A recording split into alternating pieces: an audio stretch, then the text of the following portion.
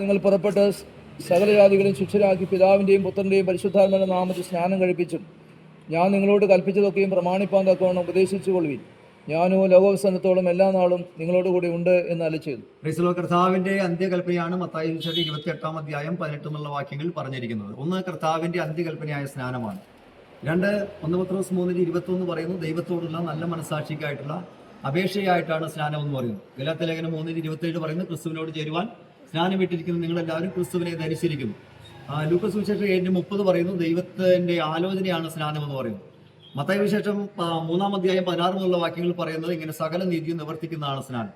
അപ്പോൾ കർത്താവിന്റെ കൽപ്പനയാവുന്ന സ്നാനം സ്വീകരിക്കാൻ പ്രിയ കുഞ്ഞുങ്ങൾക്ക് കർത്താവ് കൃപ ചെയ്തു.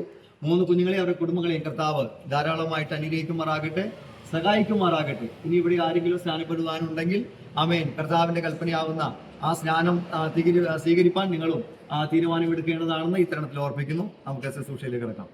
2000 വർഷങ്ങൾക്ക് മുമ്പ് മാനവരാശിയുടെ പാപത്തിന്റെ പരിഹാരത്തിനായി സ്വർഗീയ മഹിമകളെ വെടിഞ്ഞ് താണഭൂമിയിലേക്ക് ഇറങ്ങി വന്ന് കന്യാമറിയമ്മയുടെ ജന്മമെടുത്ത് 30 വയസ്സോളം മാതാപിതാക്കൾക്ക് കീഴടങ്ങി ജീവിച്ച് 3.5 വർഷം തന്റെ ശുശ്രൂഷ നിവർത്തിച്ച് മരിച്ച് അടക്കപ്പെട്ട് ഉയർത്തെഴുന്നേറ്റ യേശുക്രിസ്തു ദൈവപുത്രനെന്ന് നീ വിശ്വസിക്കുന്നുവോ? വിശ്വസിക്കുന്നവരെ സ്നാനം കഴിപ്പിക്കണമെന്ന് ദൈവത്തിന്റെ കൽപ്പനയാകിയാലും നിന്റെ സാക്ഷ്യവചനത്താലും ഞാൻ നിന്നെ പിതാവിന്റെയും പുത്രന്റെയും പരിശുദ്ധാത്മാവിന്റെ നാമത്തിൽ സ്നാനം കഴിപ്പിക്കുന്നു.